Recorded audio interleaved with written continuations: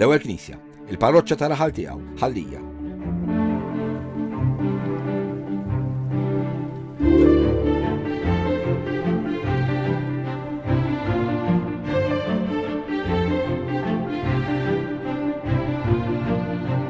Sa dan it-tant fil-Katedral tal-Imdina għaddejjin il-preparamenti għall-quddiesa tal-ingress. Bħalissa 6:30 ta' filgħodu u qegħdin fis-sagristija tal-Katedral tal-Imdina u ġejna biex naraw il-preparamenti ta' qabel il-quddiesa.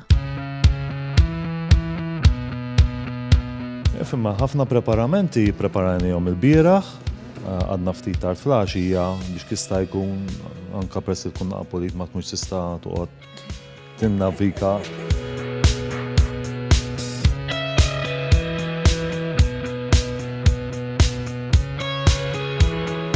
L-għodwa tajb. U li tajb u kollissu. ċiet tagħmel bħalissa? Bħalissa tinsib il-Vangelu li biex il-diagni kun jista' jaqrah nsiblu l-post tiegħu.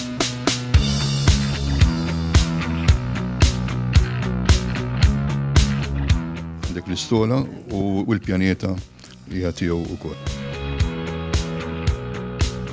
Fit-toroq tar-Rabat ix-xita tibqa' nieżla bil-qliel. Imma n-nies ma jaqtawx qalbhom u jibqgħu jinġabru fit-toroq biex iserbu lill-Arċisqof il-ġdid.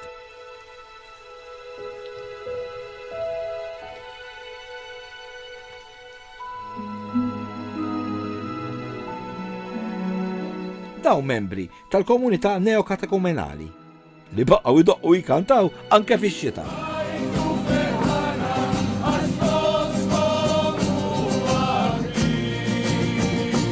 ċelebraw il-jum sabiħ li għanna l-Arċisqof ġdid Malta. Bdiet fabbli ħafna, ċajtir, u jaf ikompli man-nies. Imbirkim mill-Papa u mill-Mulej. Ix-xita barka Alla di.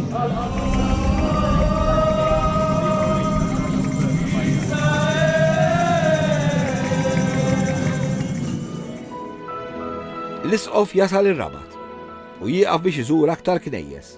Fosthom il-Knisja ta' San Dominku, il-Knisja ta' San Pawl u l-Knisja ta' Ġesu.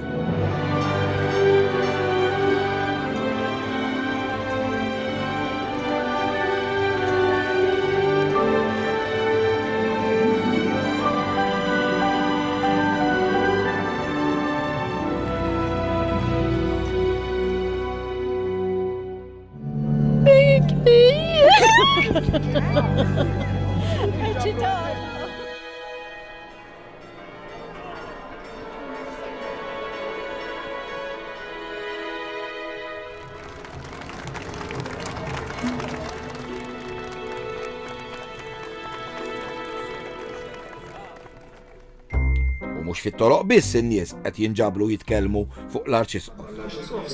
Barra ħafna ksieħ, ħafna xita u jħallejt il-lanita u l-mendi jduru man-nies li qegħdin fit-toroq jistennew l-Arċisqof u tħallni żewġ pastizzi u tew. Hawnhekk ħafna nies qed nara l-Dr. Tony Abela issa noħodlu kumment li ġew hawnhekk jiklu jxorbu xi ħaġa qabel ma jidħlu fil-quddiesa.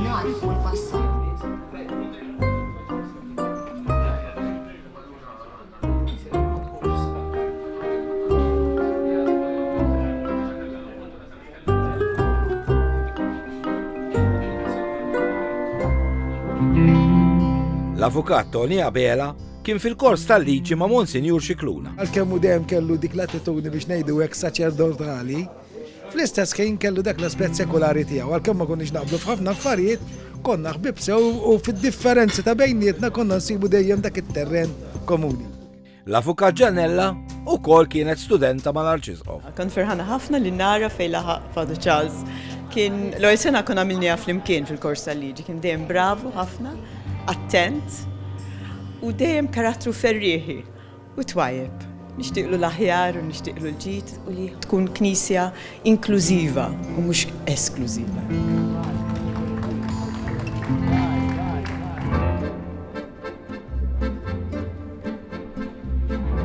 Fuq il-gazzetti tal-lum, l-aħbar tal-Arċisqof u tal-ġenituri tiegħu qiegħda ma' kullimkien. Għall-om miskin kien sventuratu l-ewwel ġurnata tiegħu bħala iċ-ċerimonja u hekk kellha tkun darrieħ u x-xita u hekk. Għaddi aħna morna qoddim il-bib tiegħu dal-għodu għalilna jalla jagħmel ħafna riħ ħalli jtajjar isħab minn hawn u jitoroġ ix-xejn. Jekk ma jtajjarx lilu ma mbagħad. Mela, x'derilkom da wara l-bipi, għed kif għed taħamu fuq television? Għadda laħtajja, kieku. Inti tafu jew. Għalla ħbib tijaj, mux bħalna, u bħax mu bħalna u għollu xbera. Millu l-ksieħ illu. Ejwa miskin, kolħal ksieħ mux għal ħbis għall-anzjani u għal-sħabi kolla. Ma xtejd li fuq joġbok, ek bħal-isqof joġbok. Nitmansjaħ ħafna. Kif jgħat hawnhekk ħan ixtilu żewġ pastizzi, għaliex dawk min kemm ħajkun bil-ġuħ wara l-qoddisa. Issa peress li jħobb it-torta tal-irkotta nixtruhom tal-irkotta, mela tini 2 irkotta. Għall-isqof dawn.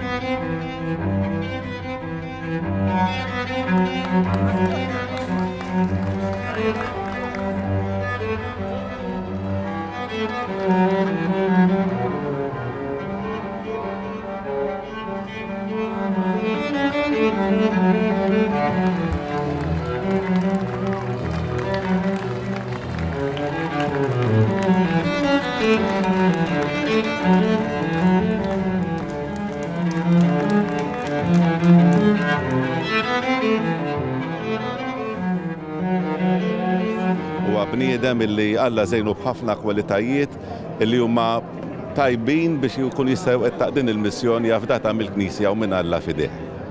Fil-Knisja ta' Ġesu, il-patrijiet jagħtu sorpriża lill-isqof. Jagħtuh kopja taċ-ċertifikat tal-mamudija tiegħu f'Toronto, il-Kanada. Huwa ċertifikat tal-mamudija tiegħek eċċellenza mill-parroċċa ta' St. Paul the Apostle fil-Kanada.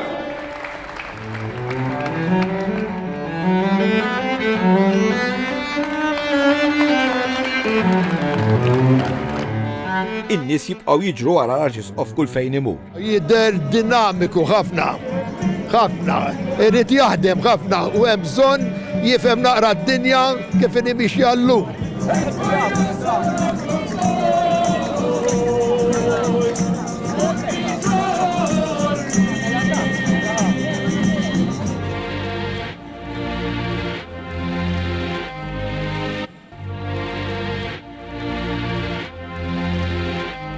Kontenti ħafna ammirajtu meta kien hemm bżonn tkellem. Din il-mara ġiet apposta mill-Kanada biex tara lill-Arċisqof. To see the new bishop. I'm from Canada and I came to Malta. He's a marvelous person. He's a good person. I want to see him. Sa dan it-tant, fil-katedral, jibdew jaslu l-qassisin u s-seminaristi li se jieħdu sehem fil-qudiesa tal-ingress.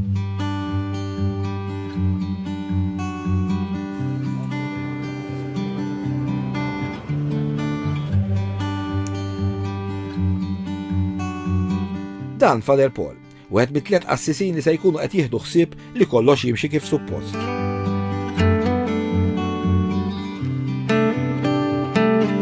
Deċidejna jiena nkun ġol katedral, nara li nħossib is-seminaristi għas-servizz u nara li kollox miexi waqt li Father Michael Buġejja se jkun jiet il-ħin kollu qrib Monsignor Arċisqof biex ma nixxinejlu jmexxi, eċetera. U Father Jasmine Manikaro se jkun jiet l-isfel mill-Presbiterju. L-imprevisti jkunu dejjem. La tkun taħdem man-nies, tipprepara mod u jiġri mod ieħor. U allura ħansejħilha arti li ma tagħmilx traċedja mis-sitwazzjoni, tibqa' miexi, tirranġa kemm jista' jkun u tmexxi.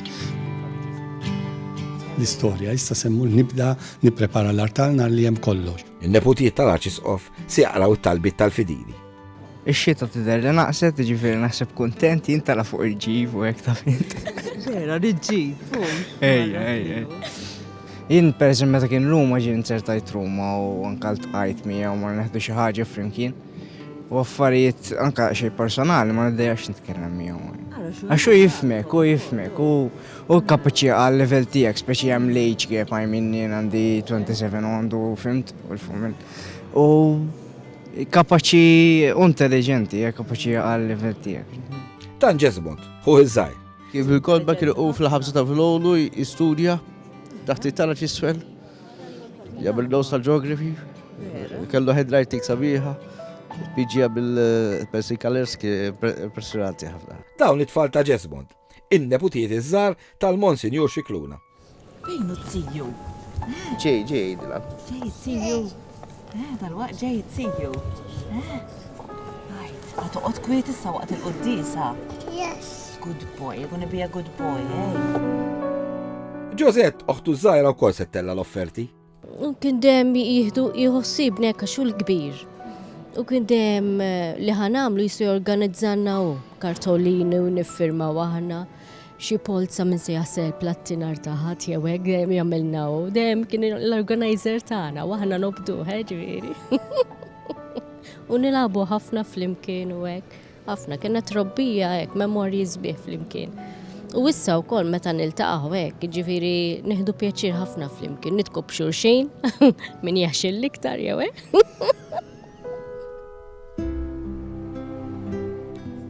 Xej il-ferħ.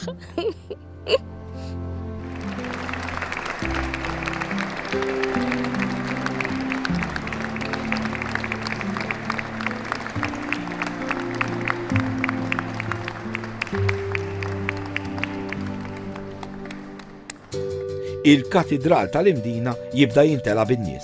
Bħalissa fis-sagristija u ħafna movimenta u l-monsinjuri għadhom kif bidlu u qegħdin jistennew lill-isqof u anke hawn is-seminaristi wkoll. Kulħadd qed jistenna lill-isqof ġej. U jasal il-Kardinal Malti Prospero Grek. Meta konna Ruma, ġieli kien laqqana l-Maltin, il-flat tiegħu isajrinna xi ħaġa hu biex noqgħodu ftit flimkien, kok tajjeb taf, u jidher. Jasal l-Arċisqof Emeritu Pawlu Cremona.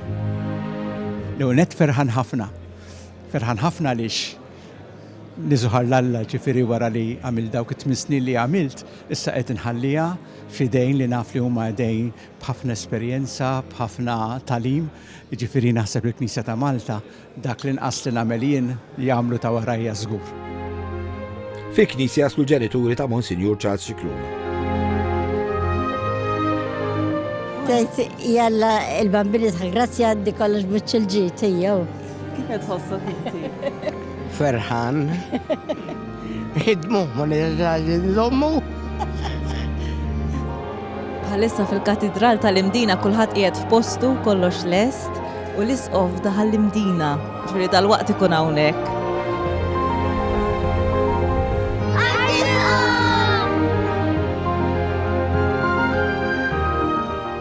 Fil-bib tal-Imdina, Monsinjur Xikluna jiġi mill-uħ mill-Monsinjur tal-Katedral u minn mexxejja ta' diversi reliġjonijiet f'Malta. Ħassejtek x'in għadda minna? Veru excited I was. Għax jiena dikinhar kont il-katedral u qarbinni u kont bil-wheelchair. U l-wheelchair għamiltu hekk u qarbinni. U rajtu veru a nice man. Miskin biex niżel tarġa u qarbinni kont fuq il-wheelchair. La l-Papa għazlu, l-Papa jafxet jgħamelu, mux hekk. Din kwitajt li ma nbislux id-deħ. I was so excited li ma nbislux id-deħ, għad-dispjaċini.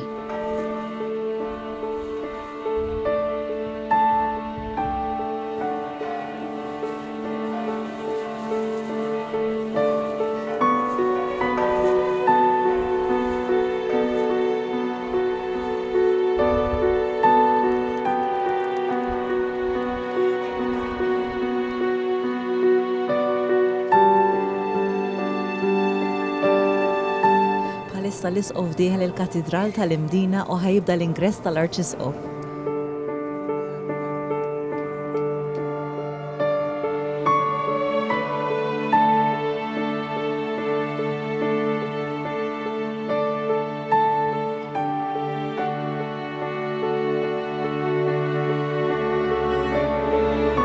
Ma li jidħol fil-katedral, l-Arċisqof jiltaqa' mal-Imam ta' Malta.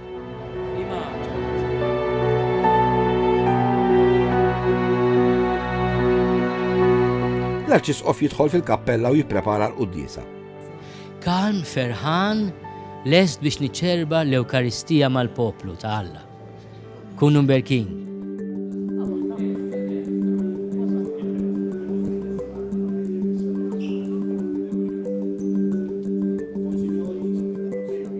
u tibda l-quddiesa. L-isqof lest biddel issa joħroġ mis-sagristija u tibda l-quddisa.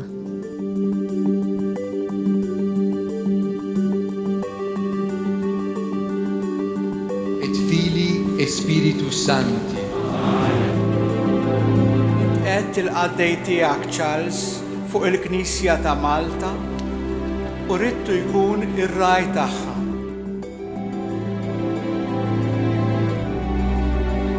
Li għaddi t-tmun tal-Arċidjoċesi ta' Malta fidejn persuna oħra li tkun magħżula mill-qdusija tiegħu il-Papa Franġisku.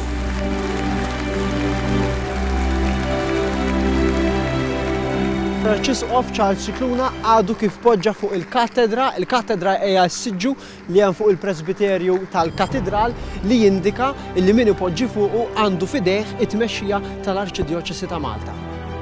Napprezzaw it-tmexxija soda tiegħek u li lest tagħti ħajtek għan-naġġ tiegħu.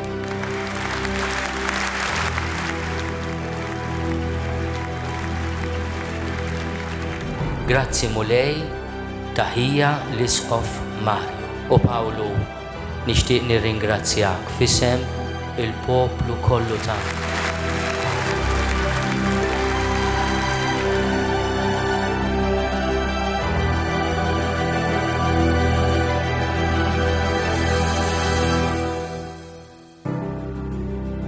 Flimkien bħala familja ta' Maltino Awċin ma nibżgħux nersqu lejn Ġesu u ma jxekkilx il-libertà tagħna imma jagħniha, idawwala, jagħmilha jisbaħ. Nirringrazzjakom ħafna tal-preżenza tagħkom u l-Mulej jberikkom. Grazzi.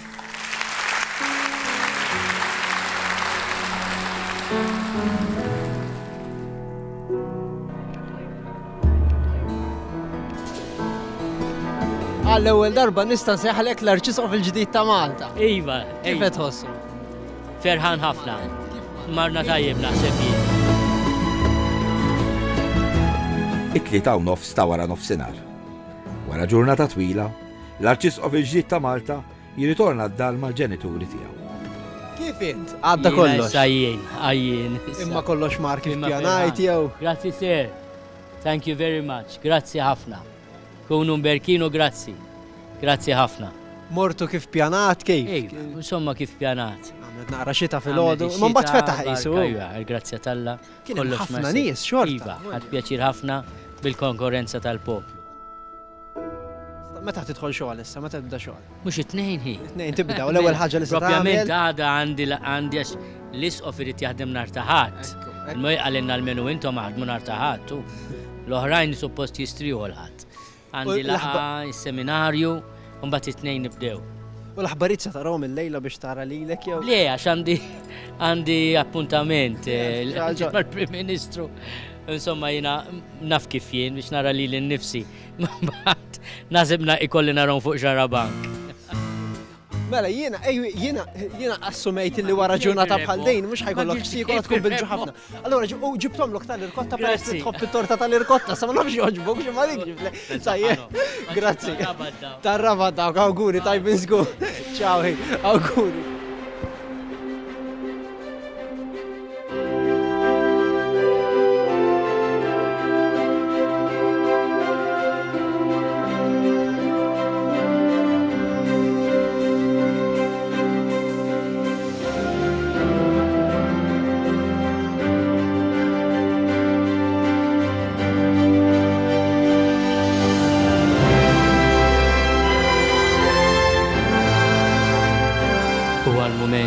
Li ngħid grazzi lil kulħadd